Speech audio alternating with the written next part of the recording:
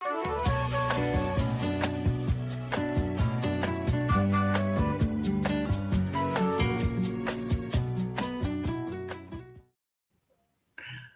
can be messy, but don't worry. We clean it up with facts, fun, and maybe a little sarcasm.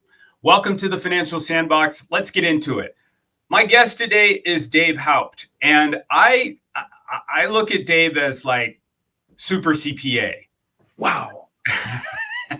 He's got a cape, and that's how I'm always. So it's how I was introduced to him when we met. It's 4 years now, isn't it? Yeah, I think so. Yeah. So I'm gonna be random today. I love Friday interviews, so it gets me to kind of surprise my guests and ask a bunch of questions. But I'm gonna keep it easy. First off, tell me, when you took the CPA exam and you were sitting in that room, 'cause it's like a 6-hour exam, right? And is it 2 parts or 1 part? Like the series? I had multiple parts. Multiple parts. Looking back on that day and looking where you are today, Wow. How do you look back at that guy sitting in the chair taking that exam? I was a child. I don't know, man. It seems so long ago. Yeah.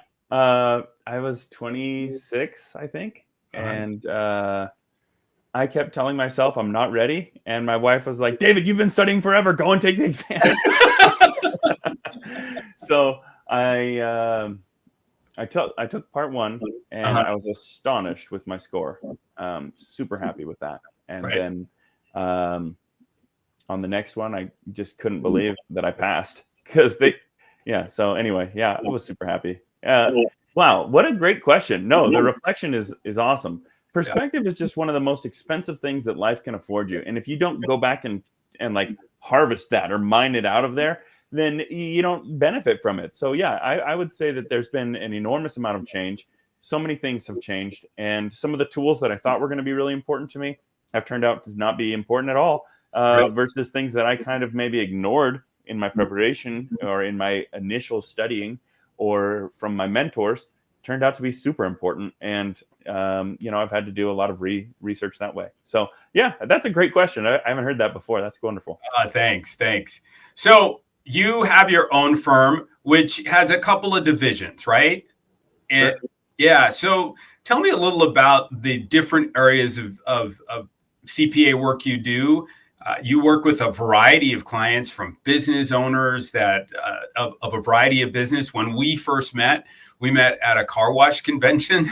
Yeah. And you were deep in the car wash business with owners and car wash business owners. So what is your business make up now? Well, we have still a ton of car wash owners, and that's fun. I like working with the car wash owners. Those guys are down to earth. They are not trying to mince words, and I really enjoy working with them.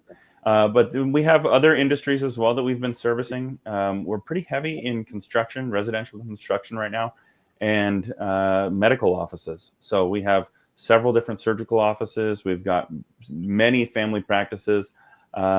And those ones are the doctors are the hardest ones to service because they say one thing and then they do another, and then everything's your fault. So, I'm not saying that they're not, it's a challenging client, and, you do your best to be clear. It's tough. When you're working with your clients, a lot of times I say to people, here's how I work. What's your go-to phrase that really outlines who you are to your clients? That's great. I say no one's going to care more about this than me, but I can't care more about it than you. So if I ask you questions, I'm looking for more information to paint a better picture for you. But if you are like disinterested, or you're like, oh, I'm too busy for this right now, then I have to be too busy for it too. Right. So I really do want to do a great job. In fact, it gives me like a cognitive dissonance if I'm not like, I like Dave. If people are like, I like Dave, I'm okay. But if people are like, Dave let me down, then I'm like, I will never and I don't want to let anybody down. Sure. This is classic middle child syndrome, I guess. I don't want to let anybody down. I really do try so hard to go above and beyond. And things that I hear the most are, wow, no one's ever told me that before. Right? 'Cause I spend so much time educating my client and saying, like, look, this is an option. Like, it might not look like a good option right now, but if we go down the road and this hasn't improved, then this is the next best option. Interesting things like that without context make no sense. But when you give it more color, like, oh, wow, that could work. And I know you and I have talked about a dozen situations that are like that. So one, no one's going to care more about it. Two, communication is great. I really strive to make sure that my clients' emails to me are getting read and addressed in a timely way. And same with the rest of my team, because our team has grown to 34 people now. So we're kind of a big team now, 5 different offices. And one of my other favorite things to say is that you should ask your doctor if you should switch. You know, Hey, like Herb, Yeah. I'm getting some feedback on your end. Are you using external speakers? Something's causing feedback. Is the feedback phone calls that are coming into my? No, it's repeating a little bit of Dave's words. I'm hearing that too. Oh, you're hearing that too? Okay, yeah. So when I mute you, it goes away. Sometimes this is just a thing that's hard to avoid. Once the computer understands that there's something going on, it just stays with it. Right. But maybe modulate your talking and like turn your mic on and off. It won't be quite as interactive, but okay. Yeah. It might be that I am using I can unplug the mic that I'm. Oh. Well, that worked. Yeah. Yeah. Now I can't hear anything. That's perfect. Yeah. Oh, we can't hear anything. You're muted right now. I don't know if it's because there's no mic or what, but you have to unmute yourself. So I unmuted myself, and now I'm only using the computer mic. Okay, now let's see what Dave sounds like. Dave, will you talk for a second and see if we can pick it up? I wonder if we should go back to before you jumped in, and I'll try that joke again about asking your doctor if you should switch. Yeah, let's do that. Okay. So okay, I think that works. I'm gonna get out of the way. Okay. Okay. Let's see. He's gonna edit this, so let me just go backwards. So things that we're doing to separate ourselves. I don't know that there's a ton of services that are totally different, but maybe just the way you receive them is going to be better because we're talking about things that are boring. Sales tax, we're talking about things that are boring like your accounting and bookkeeping and compliance with state and all of those things. Yeah, those are boring things to do, but they also need to get done. And being able to talk, communicate, and have someone translate it for you is super helpful. What I've been telling people lately is instead of telling them that I'm an accountant, is I'll tell them that I'm a motivational financial interpreter. And they're like, I'm sorry, what are you talking about right now? Like, it's because if I tell you that I'm an accountant, it's like, that's a shut off. I already have an accountant. I already know about accounting. I don't want to try to know more accountants. Right. Right. Good night, Lottie. Good night. Okay. Have a good nap. Okay. Have you met? You know, I'm gonna keep this in, right? Yeah. Okay. Say bye-bye. Bye. Okay. You know, I love having her pop in because what this says is you work at home. Sometimes I do. Yeah. And sometimes you do. And this is the change, I think, in our workspace and our economy. How has that work at home, work in the office, how has that changed and how has that affected? I mean, because you say you're over 30 people, right? Do you have an office where people come in or is everybody remote? Yeah, we have 4 offices. I'm sorry, we have 5 offices. That's right. And of those locations, 4 of them receive people on a regular basis.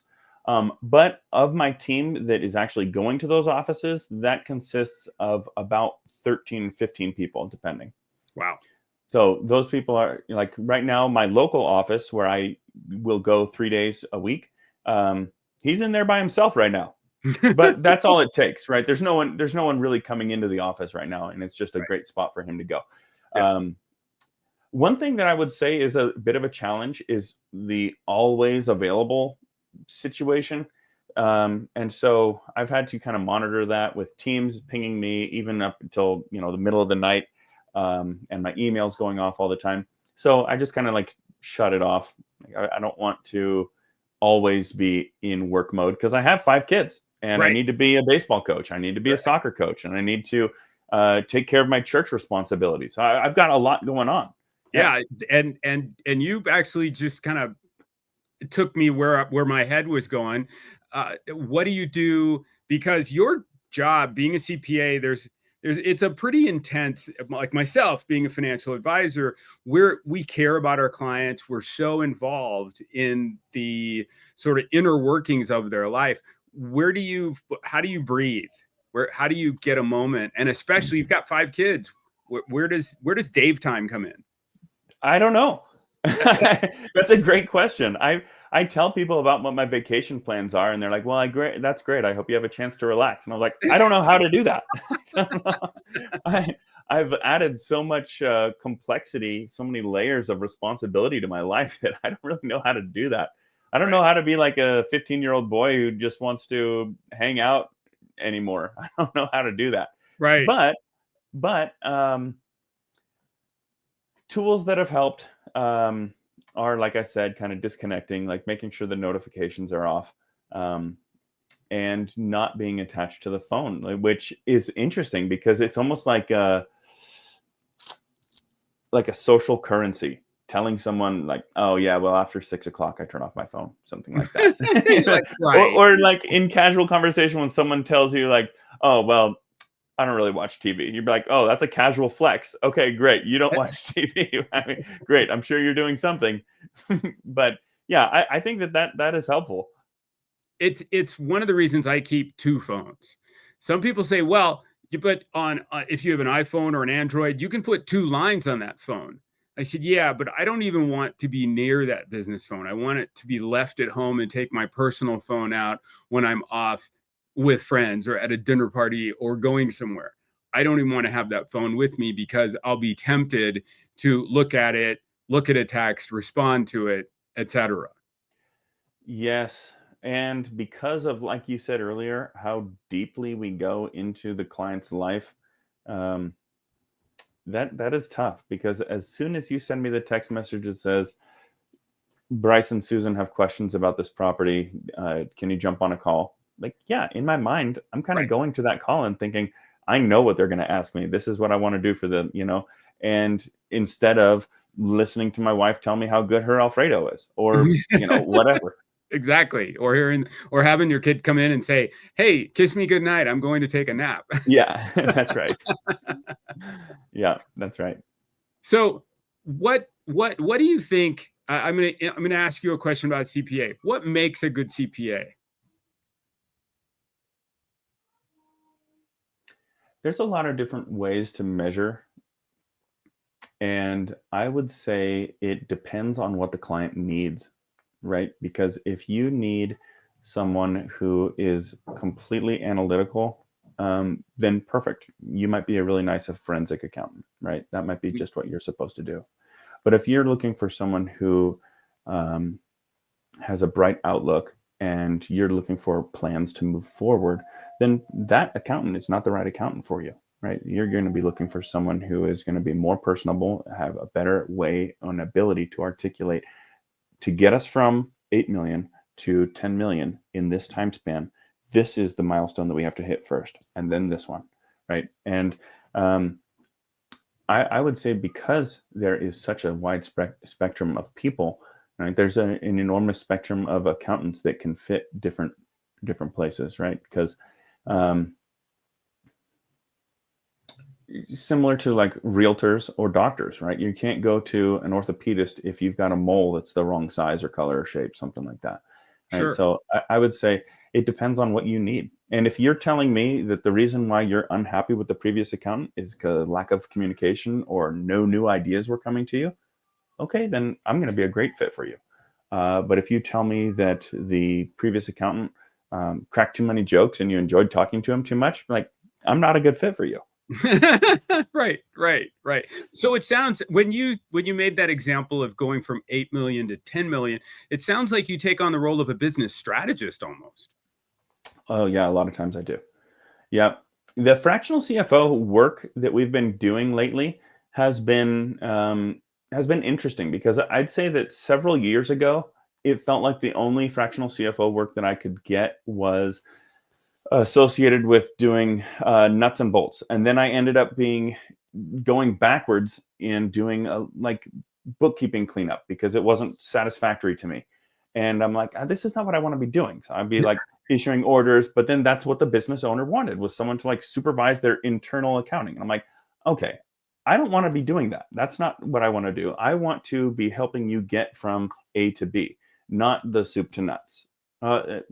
Actually, that's not a good analogy. But I'm trying to say is that, like, there's pieces of that puzzle that I'm not well suited for that anymore. Right. But if you're Did trying you to hire say, a bookkeeper? hire a different Take on bookkeeper. that role? Yep. Yeah, exactly. A different kind of CPA, a different kind of accounting professional would get that job done, but maybe better than me right now. And then if you're trying to say, Dave, I've got this distributorship and it's working really well, but I'd like to see it go. I'd like to see it grow. How large of a loan can we support right now? Great question. Let's look at that. And then if we do take on that note, then this is how much this is what our layout is going to be. And this is what our expected return will be if all of these other conditions are met. That kind of stuff I'm terrific at. That's awesome. It's awesome. So we've worked with car wash owners and done some transactions in that vein. I want to touch a little bit on that, because one of the things, I was recently at the International Car Wash Association convention in Las Vegas. As you know, they switch between Las Vegas and Nashville every other year. This year, it's a good time. If anyone in the audience hasn't been, it's a pretty fun time. It's an amazing event. It's just walking through there is tremendous. And so people ask me, how do you separate the business, the goodwill, and the real estate? How do you approach that when you're talking to a potential long-term owner who's looking to transition out of their business, and they're thinking, hey, I'm in my early 70s, my kids, my daughter's a doctor, my son is a school teacher and moved to San Diego, we're still running the business and we don't want to do it anymore? How do you help them, just like any other business, but there's a lot of moving parts in a car wash? How do you help them make that strategy? That's a fine question. What you have to start with what outcome they're looking for. Right? If they say, Dave, I want to mitigate 100% of my taxes. I don't want to pay any taxes. And then I just want to live off of residuals or whatever. Like, great. I know a guy, right? I'm going to get you connected. Okay. Or they say, I want to be able to provide like a legacy for my sons, right? They've been helping me for the last 15 years. They've really earned it. What are my options? Like, oh, okay. Let's talk about that. Or maybe they say, like, my kids are all fighting. They're all bastards. Oh, right. All right. Okay. Hey, bleep that out. Okay. But if Peter will do it. They're all being so selfish or something like that, and I really don't care what they get out of this. I want it myself, and I want as much cash as I can. I want to leave the table with as much cash as I can. Okay, great. All right. So let's look at that. All of those kind of have a different setup and execution. And with that being said, you have different tools that need to be applied. I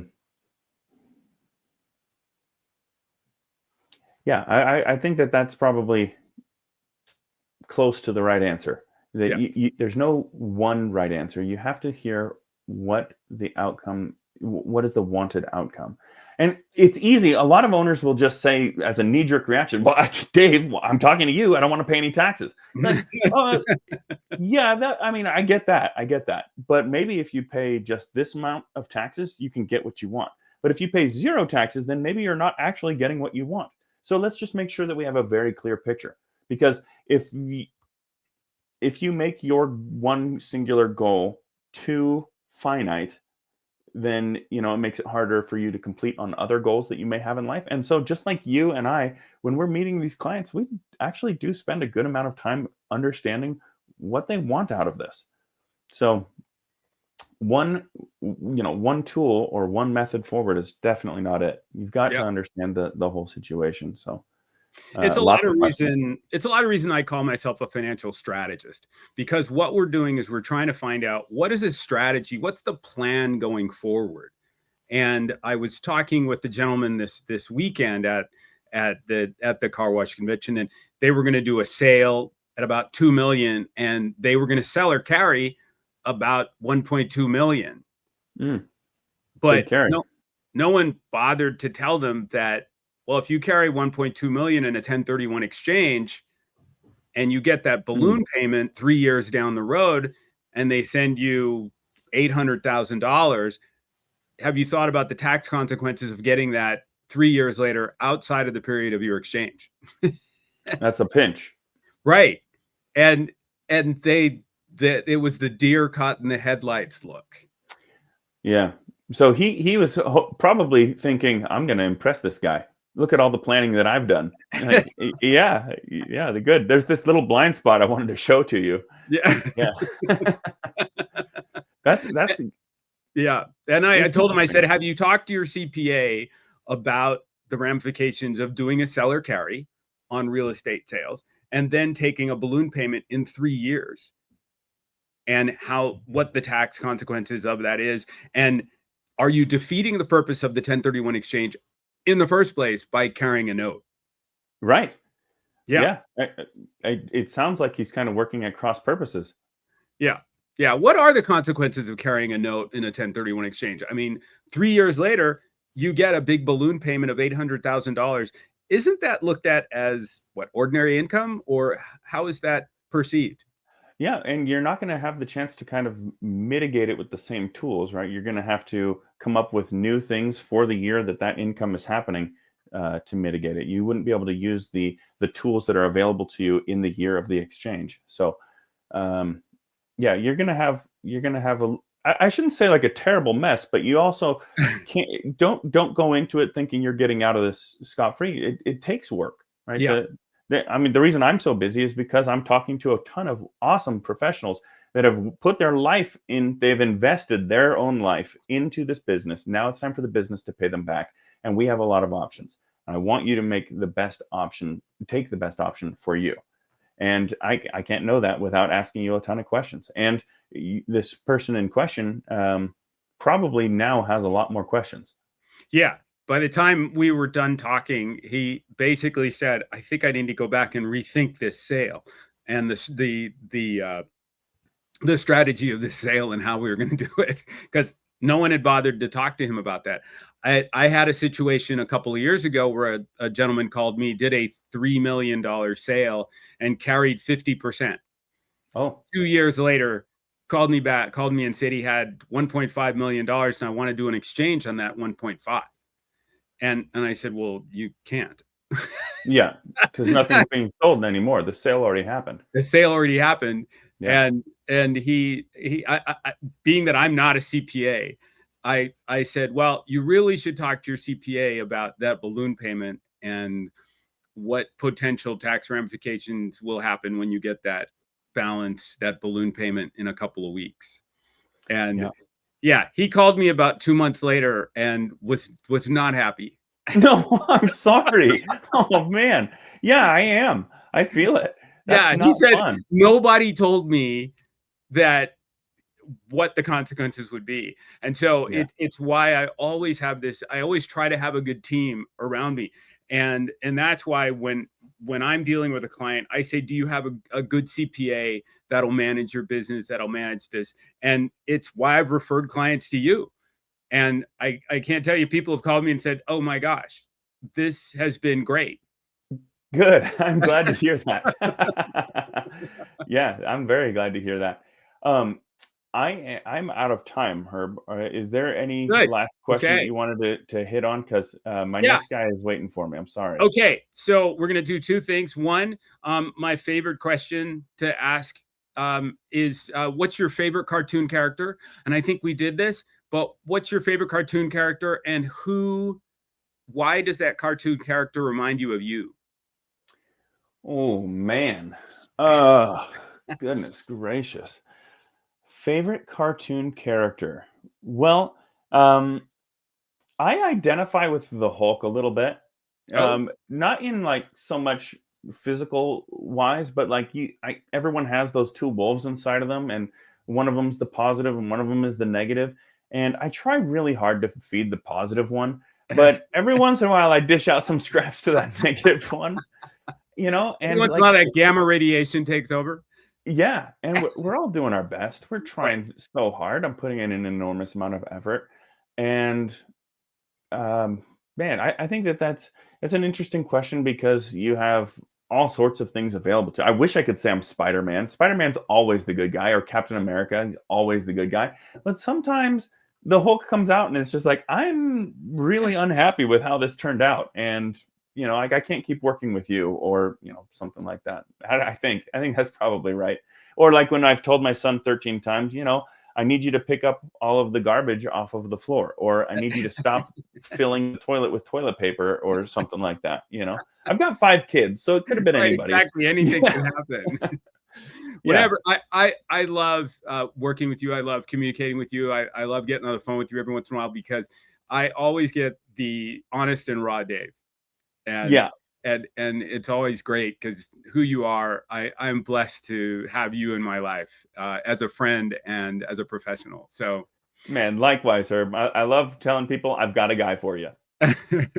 Well, folks, that's a wrap. And don't forget to like, subscribe, and stay tuned for more raw, real financial talk in the sandbox. Dave, thanks so much for joining me today on the show. I hope you have a great weekend, and enjoy your kids and take some time. I'll give it my best shot. How's that?